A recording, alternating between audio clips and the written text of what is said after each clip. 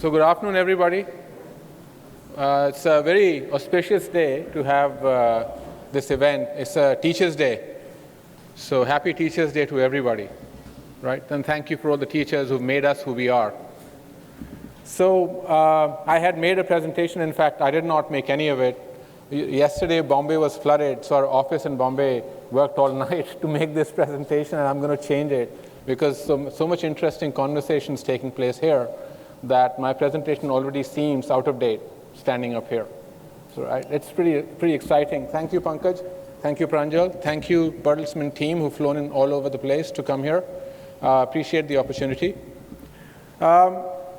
Before I get started, I have a couple of questions and anecdotes to get everybody a virtual shot of coffee. Number one, a lot of you are parents here, right? How many of you believe that your children are studying for jobs or should be studying for jobs? How many of you believe your children are studying for jobs or should study for jobs? That's 3, 4, 5, 6. How many are parents? Right? So this is an expected result of the set of people that are here. We are more fortunate. A good driver of a child's success is not education, it's socioeconomics. And I think education is a byproduct of socioeconomics to a great extent. So we are lucky and we are fortunate to be discussing education at such a podium. A second question, why do you think kids love schools? Or make it very specific. Why do you think your child loves the school that he or she goes to? So I'll tell you an anecdote as you think through that, and this is important to me as a father. I've got 3 kids, 1 in college, 2 who are potentially going to bankrupt me by the time they go to college. It's really expensive education, and I hope they get scholarships, and I keep telling them, boys, gotta get scholarships. We grew up on scholarships, but the world of scholarships has changed. They don't cut the fee we pay. However, the conversation with my elder son was very thought-provoking for me, and that set me thinking a lot. And that was very recently they joined a really good school in Singapore, which is where we live. And I asked him, how do you compare that school? He's been there for 2 weeks, with the 3 years of education you got at another school, which is considered really good, right across the border in Malaysia. So the elder boy's answer was, this is just a great school. And his answers are bullet points. He cannot string sentences because he doesn't want to. That's not his personality. So I asked him, why do you think this is a great school? He said the teachers are very human, number one. Okay, what else? He also said that he feels like he can be himself in the school. Then again, further question, he said that the periods are longer. They're not 45 minutes, they're 100 minutes, but I don't feel sleepy. I used to feel sleepy in the previous school. I said, why do you do that? Because the teachers don't give me one long task for 45 minutes. Teachers give me 20 short tasks for 5 minutes. So real engagement. So that also drives how we interact with our children as parents, sets us thinking how pedagogy is being changed every day in a classroom, how great teachers can manage a classroom way better than teachers who are learning, right? So as we talk through a lot of this, and I am thankful to a lot of teachers, principals, and others in the class and in the room who manage real schools, because a lot of this is theoretical. The practical answers and questions should come from you, and there should be a good dialogue around this. Having said this, I believe that the education system today is being stretched. It's being stretched because there is an inherent desire to get a job. On the other hand, there's a desire to learn. And they are not always congruent. There's always, already, as we spoke on the previous panel, a shift in what skills are needed. And while jobs are not vanishing, certain jobs are vanishing, certain jobs are totally transforming, and we are educating children for yesterday. All cliches, all true. That's where we are. It's a system under stress. The first question that we can examine as we look at the entire system is, why is it K to 12? Why is it age-specific learning? These are basic questions. Do we need to have children of the same age group in the same class? Why is that so illogical? At the age of 40, did all the athletes who were greatly athletic at 16 stay athletic at 40? Did all the great scientists at the age of 18 become the best scientists at the age of 40? No. Some became great at 20, others became great at 60. So why is age such a strong determinant of who sits in which room during education years of K to 12? So as we examine these models, we need to examine some basic questions which are rooted deeper in our history of administration, colonialism, learning, how we set efficiency as the North Star, not efficacy and learning. As we reposition the North Star towards efficacy and learning, how do we reposition the system of education in K-12? Once we examine that thought process, we'll perhaps get a better understanding of what disruption is meaningful. So this is an eye chart. What it tells you is that the system is stressed. Supply and demand are not talking face-to-face with each other the way they should. There is inefficient learning. Teachers are stressed. One of the videos I saw of Topper yesterday, and maybe is really about the hardest working student, and it is the teacher. How is the teacher going to learn enough to deliver enough to children in a class? Affordability is a question. Parents need to work way harder to deliver learning to their children. Private education throughout Asia is rising. Public education is not able to keep up. How do the two sectors come together to deliver better quality education?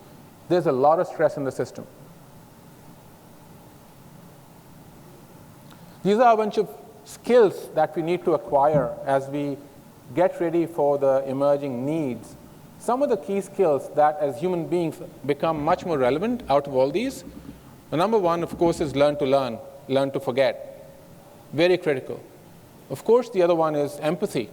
We forget that in a world that is driven by technology, where social interactions are transactional, how do we build empathy back into learning? Once we have a couple of those, you will be a better people manager. You'll have a service orientation. You might even be more creative because you'll understand people more deeply. It'll not be the robots who will drive creativity. It'll be the people. And you need to understand them much more deeply. So to do that, core skills of working with people, understanding people, having empathy for them, and learning to question your own beliefs, your own theories, is a critical skill we need to work on. So as a parent, as an investor, as somebody who sees incredible number of companies all the time in education, we see so much innovation. And so much innovation doesn't have to be glaring, doesn't have to be, everything has to be transformative. Some of the innovation is so sweetly done in small steps that it really stands out in its value and what it brings to the table. So areas that things are taking place are pedagogy, the value of content, the role of homeschooling, the role of home as an addition to the school, the role of technology, the role of assessments, and supplemental learning.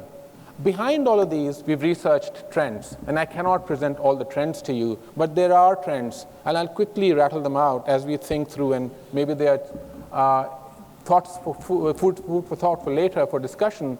For example, the role of home in schooling is changing. The boundary of K-12 is completely getting disrupted. K-12 is no longer the infrastructure of the school. No longer that. In fact, some of the boundaries are expanding through the walls of the school through technology, where teachers and principals are getting so much new ideas that they never got. Ideas across other parts of the planet which were not available. Innovation is occurring with each teacher trying out a little bit of new things in the classroom. Very exciting stuff is happening, right? I think, therefore, parents are getting more involved across the board through technology. This home is becoming a much bigger part of how education is being delivered. We're also seeing assessments globally getting more standardized, not just in countries, but globally. And that's a big part of how the boundaries between K-12 and supplemental learning are going to get crushed further. globally, not just in any country. So we are looking forward to systems that teach children not to test, but teach children to learn, and they'll automatically teach children for test as well. So I think we are getting to a point where idealistically we don't have to teach children the skill of testing alone to be great at A+. This is another important chart, but it's got a lot on it, and I'll take one piece out of it, blended learning. Because I believe that for a lot of people who've been sitting at the crossroads of investing, whether online or offline, we have a simple choice to make, and the choice is blended learning. The reason is it brings together the goodness of online and offline. Online provides you innovation, personalization, engagement at an individual level. Theoretically and in a very cliched way, the backbencher can raise his or her hand and be very confident that the question will get asked. That backbencher shied away from a teacher for ages, decades. No longer should the teacher be oblivious to the person. That's one very big deal. The other part of offline is a social creation, a creation of a society of learning, and that's a critical part of learning as well. So the next level of blended learning that we are seeing as an innovation is O2O.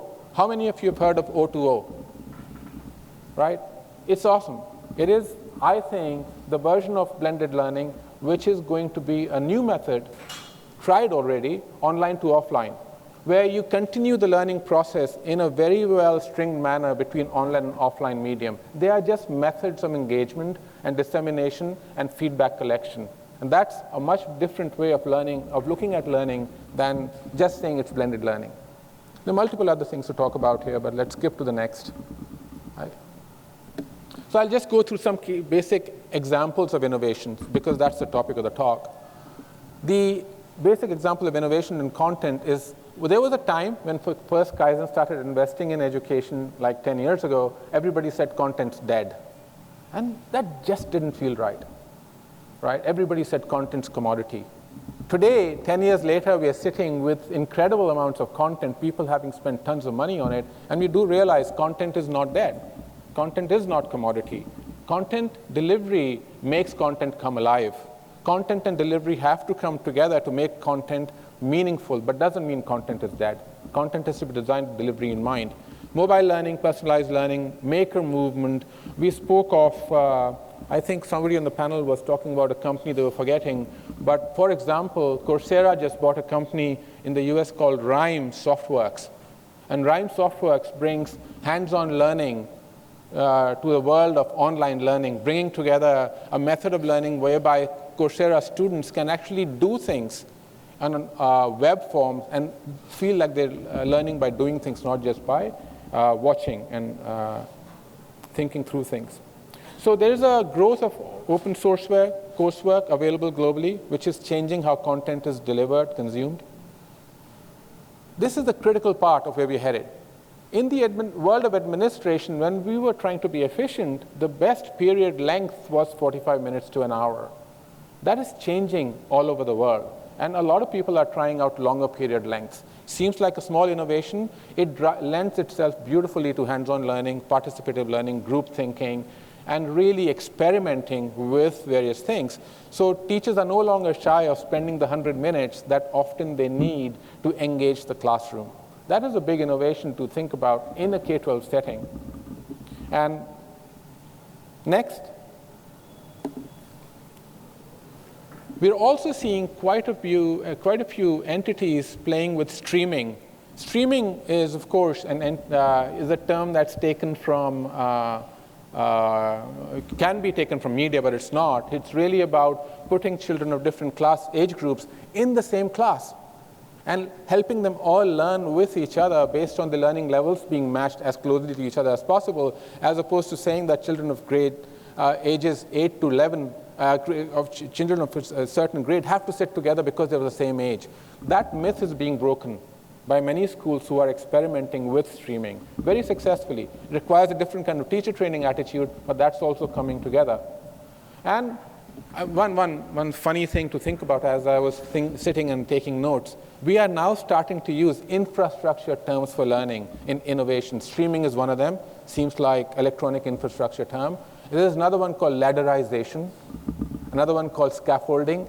I think bricklayers should come and teach us now, right? Really what's, so these are really exciting terms, and they have real meaning in what's going on in the classrooms. And they really help children who are not in ladderization, for example. You can stop at any time in point of learning and walk away with a certificate and come back and restart your journey. As if you step off the ladder, step back on again. But your time spent on learning is not wasted. You work. Nobody fails. You get to a certain level, realize the level, walk away, come back. That's great for working people. You need to work and learn at the same time. So I think as we go through, there are other interesting things which I really am very bullish on. Homeschooling is the extreme of learning at home. One of the challenges we face as educators at home, at school, is that the parents are not engaged. Parents often do not really understand the value of education, what they are trying to achieve for the children. Is it jobs? Is it scholarships? Is it a college? Is it soft skills? Is it lifelong lessons? They're not on the same page. And often they don't even know, except that everybody else needs to learn English. So they send the children to learn English in school. So homeschooling is a good part, an alternative for a lot of people, and they are teaching the children at home. So that's the new K12 boundary that's expanded to the home in a very extreme form. But parents getting engaged in the schooling process is becoming more of a norm now than it used to be. And that's across socioeconomic strata. We've written out some examples of companies, and obviously written out a few Kaizen companies here, so Topper being one of them, and Parker being another, and a few others here, which are doing really good work in bringing teaching to the masses, delivering beyond curriculum learning, delivering curriculum-focused learning, and assessing and practicing. There are companies like SnapAsk, based out of Hong Kong. There are companies which students can take an image of a question, upload it on the cloud, and they'll get the best answer possible within seconds, minutes, by very highly qualified tutors who do so in their spare time. So there are different methods of learning that have emerged, which are very interesting. The age gap, and on a Teacher's Day, is increasing, and the digital age gap is widening further. There is a need, in our opinion, to bring digital education to the teachers and be able to enable them to talk to the millennials in a way that they want to learn. And that is something of making a bit of a cartoon sense out of it, but the reality is a lot of teachers are also into the learning process of learning how to teach children in the new age, and that's also very exciting. The couple of things to talk about which are very interesting is the integration of, based on gender and religion and socioeconomics, children who are left out of the learning system. The entity on the right, portion of the cloud, is a Bangkok-based company which delivers a very good quality personalized learning experience to particularly girls in southern Thailand who are unable to go to school because they're not allowed to go to school. And they can only go to a video learning center where the parents are comfortable. And they do a really good job. And they stand for national tests, and they do exceedingly well. So that technology is being made available by a company, and the teachers are from some of the best schools of Bangkok. A lot of the teachers do it for free. So there are innovative models of learning which are happening, and schools are focusing on quality, not on licensing. As we celebrate Teachers' Day, we are also celebrating the emerging role of teachers from being part of a teacher-centric model, which was really about stage on stage and looking at teachers' word as the gospel truth, to now at a point where the teacher is enabling students to realize their own potential in a much more active way. So as you sit at home and discuss what you do with your kids, my younger son tells me, he wrote me a Father's Day card, and he said, he had to say something nice, you want to dash his father because he gave me the best lectures. So I asked him this last week, how long since I gave you a lecture? He said, it's been a while. I said, okay, let me give you a lecture on soft skills. So we talked about functional skills and life skills. And where we ended up, the core of this conversation was really good. We ended up at a point that the best skill one can have is the skill of self-realization at an early age. So we ended at that, and I felt really good. Because I think the job of a teacher, job of a parent, job of the school, society, is to help everybody be realized better. And if we can change the North Star a little bit from efficiency towards efficacy and other very key elements, move a little bit from just jobs to being better in society, the whole education system will be a whole lot innovative in a way that we would like to see. That's it.